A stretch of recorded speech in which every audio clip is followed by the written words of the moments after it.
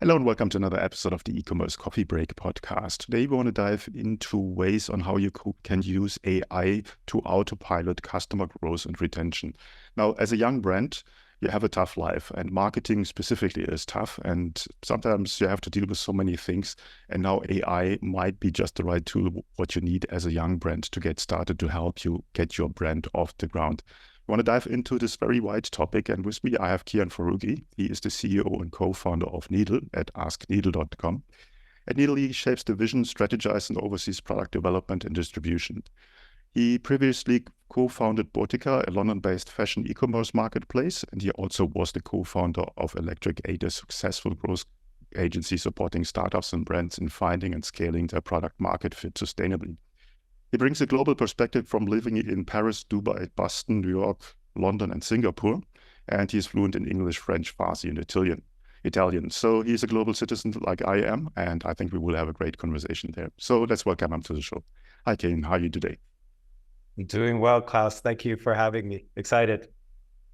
Let's dive right into it. AI and new startups, new brands, new teams. I think that's a great fit. Can help a ton. You're helping with that. Give me an idea where the idea came from and what kind of mindset is behind your solution. Absolutely. I've spent the last 15 years helping brands grow and succeed, and I'm passionate about empowering underdogs. I think that's what truly inspired Needle, and it stems from two key experiences in my life, which you mentioned in the intro.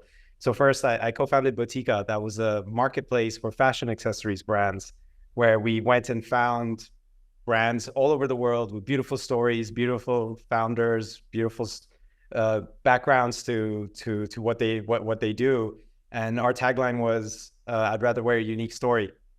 So we would tell their stories to a worldwide audience and allow them to sell to customers worldwide. And that's a business I sold back in 2015, but it exposed me to the unique challenges small businesses face. Then I went on to co-found Electric 8, which was a profitable growth and user experience agency for brands and beyond. And it was really there where we started automating some of the recommendations of ideas that could help brands grow and succeed, so that we could empower junior team members in the agency to kind of take those decisions. And that led to a revelation for us, especially when generative AI reared its head at the end of 2022. And we said to ourselves, well, what if we could use generative AI to just analyze data and suggest ideas, and on top of that, actually execute them alongside the brands. So it's not only ideas, it's actually ideas plus execution.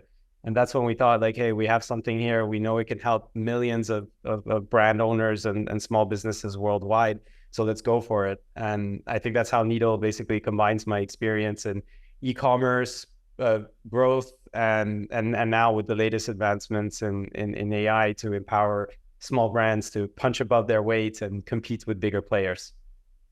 I think it's an awesome idea. I mean, I started my first startup in 2001, and it was a tough school to go through and learning by doing.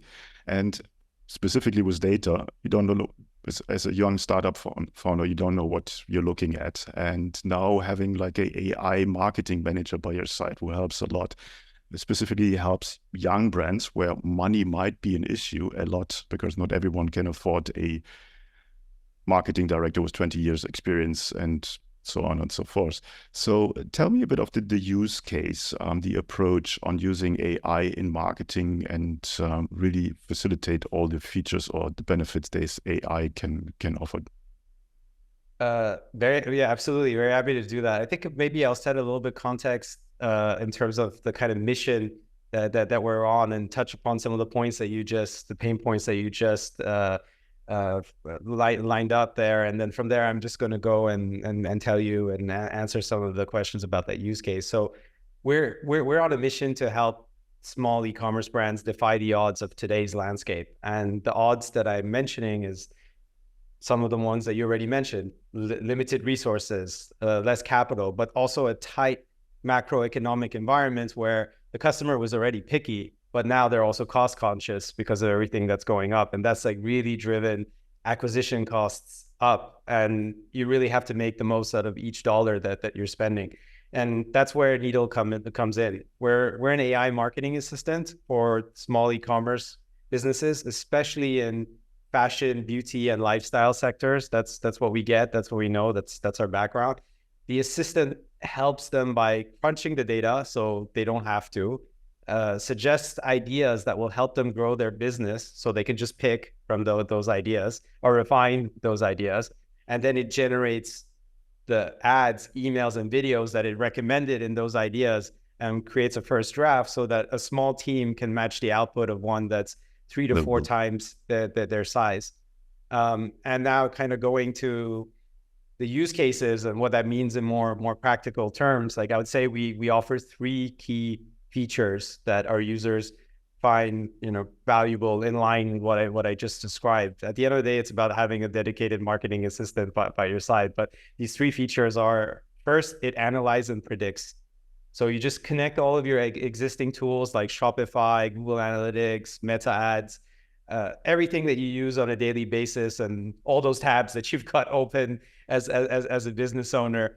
And what it does is it starts number crunching. It starts extracting insights to identify what works best for your specific business.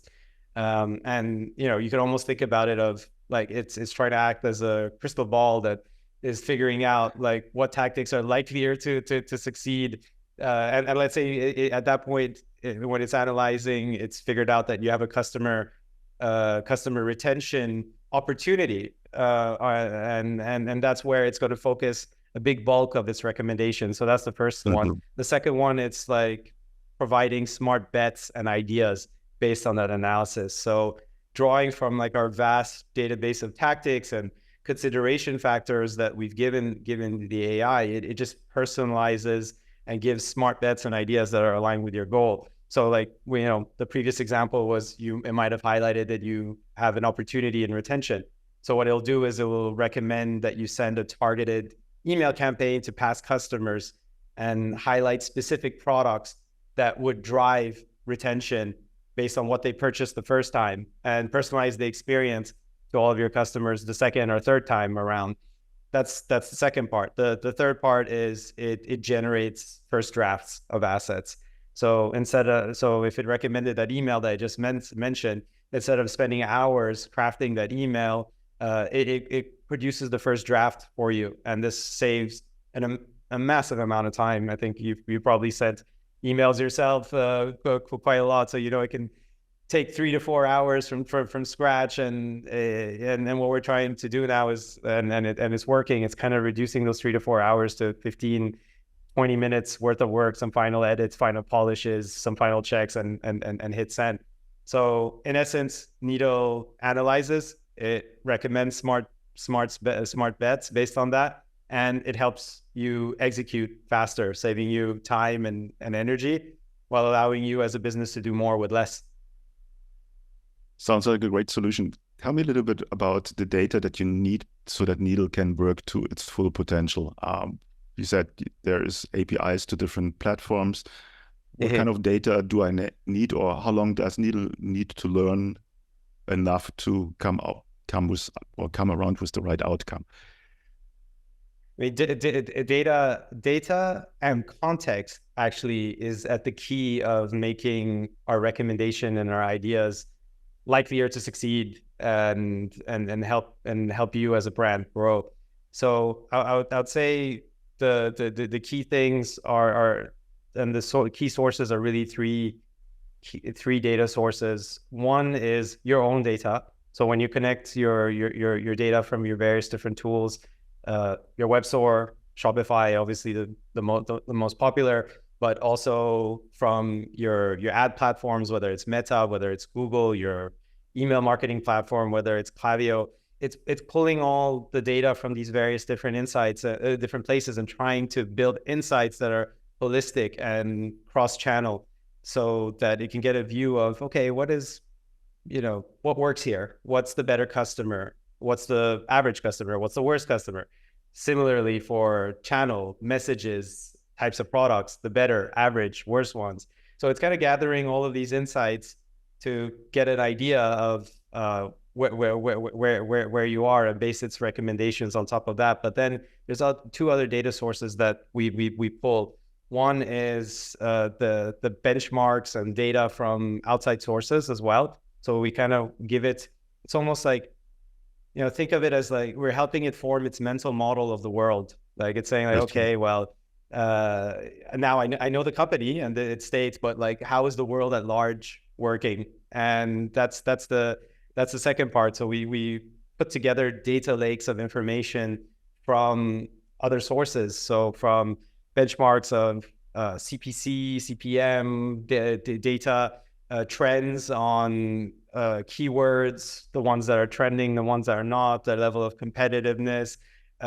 We're also looking at benchmarks across the funnel to see how you're doing across the funnel compared to other businesses. So again, that's the second area. And the last area is context. So that one's a really interesting one, and it's a little bit of a trickier one because AI is only as good as the data that you put into it. If it's garbage in or garbage out, if you don't put in the right kind of data. So one thing that is missing is in the data is context.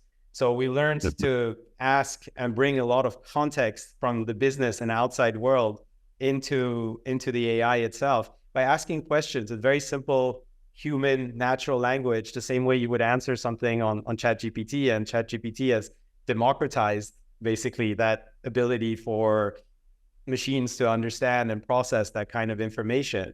So like we'll ask you questions about describe your better customer to us. Describe why this customer likes you versus other brands. What makes you different?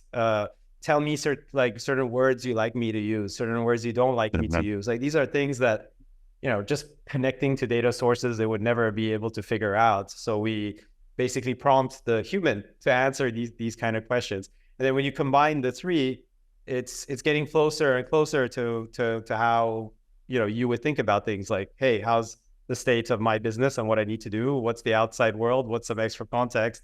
And then you add to that consideration factors and making decisions. And that's where it can start producing smarter and smarter bets. Mm-hmm. I like the last part because then it really becomes your marketing advisor, your assistant that talks in your brand language and represents your brand. What's kind of the training process or the onboarding process to get it there? Are you working with prompts, or is there some kind of assistant that helps you through these first steps? Getting started with Needle is quite simple, really. Like we have a simple 3-step onboarding process that typically at this stage just takes a day or so. And that's mostly because we still also have some humans in the loop that are doing checks and making sure that the AI is learning what it needs to and producing accurate results. But the 3 steps are basically step 1, connect your tools. It's link those essential platforms that I mentioned earlier, Shopify, Google Analytics, Meta.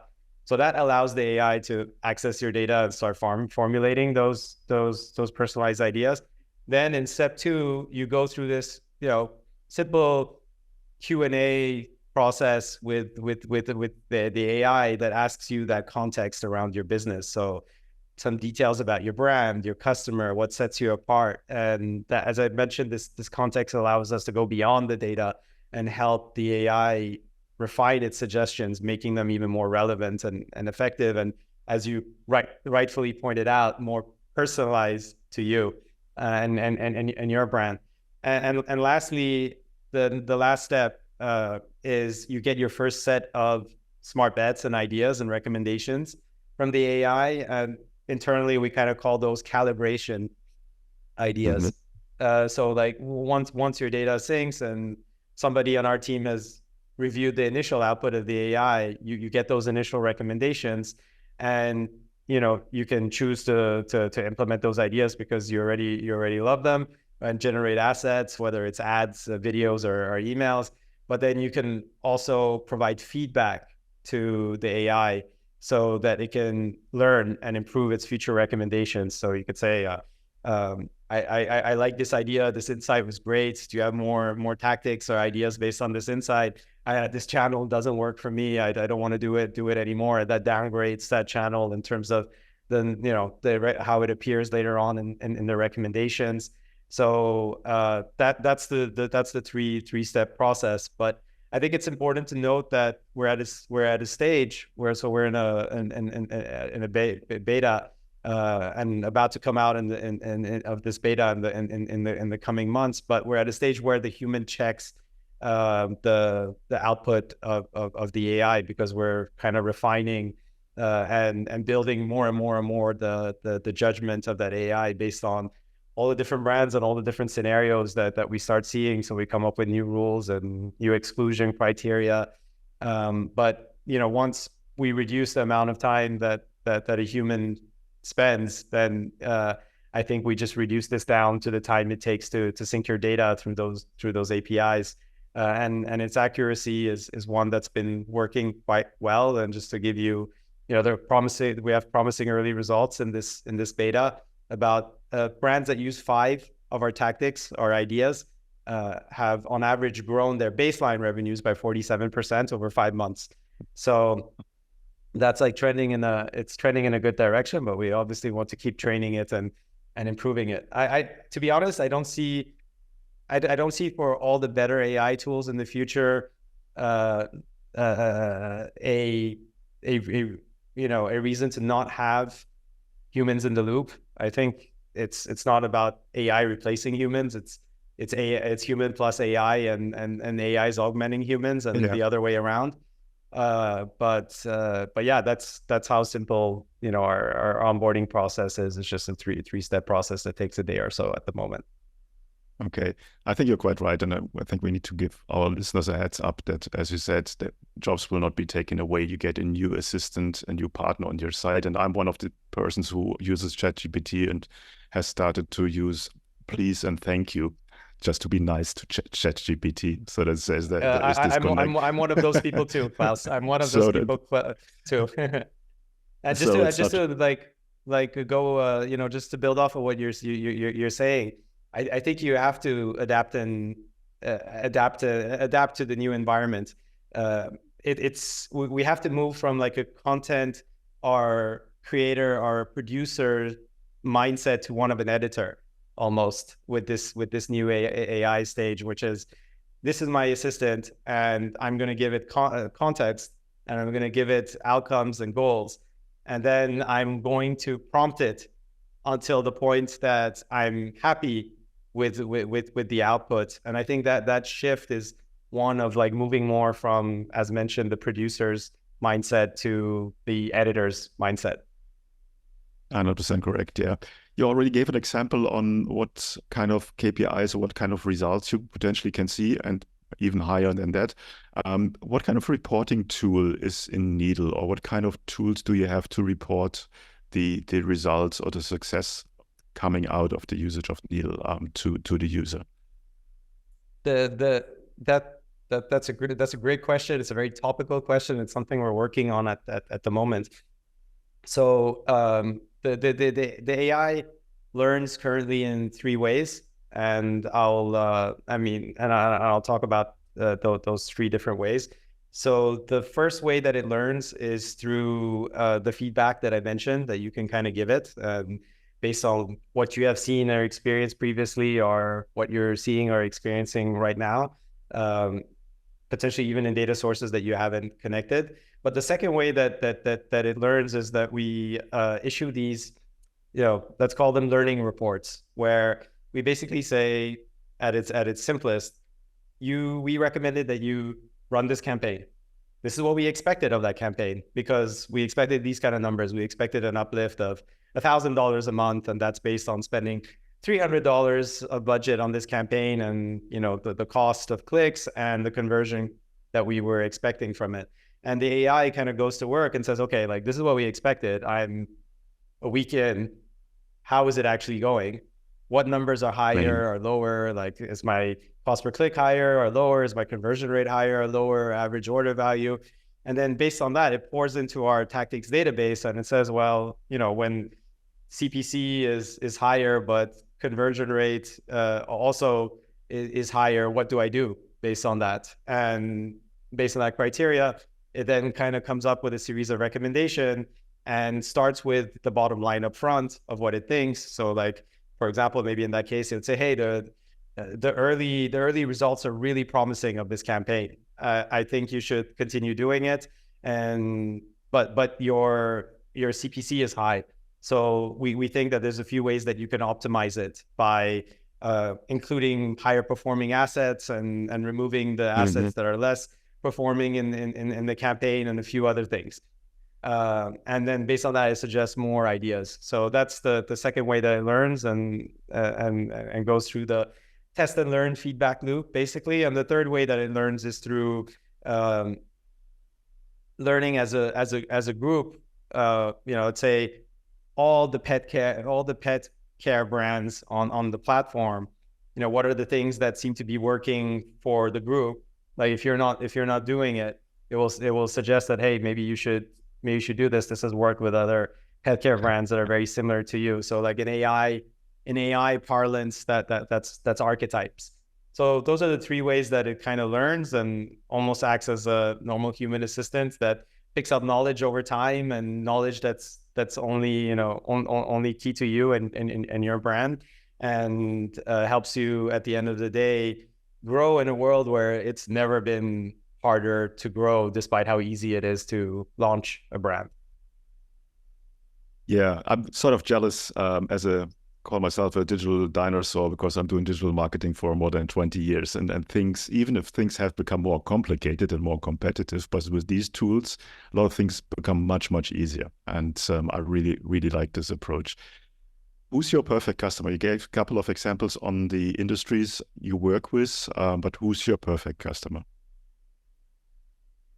Our perfect customer is a small brand, typically 3 to 5, up to 20 team members, selling directly to consumers in the fashion, beauty, lifestyle industries. They could be selling those products to adult humans, babies, or pets.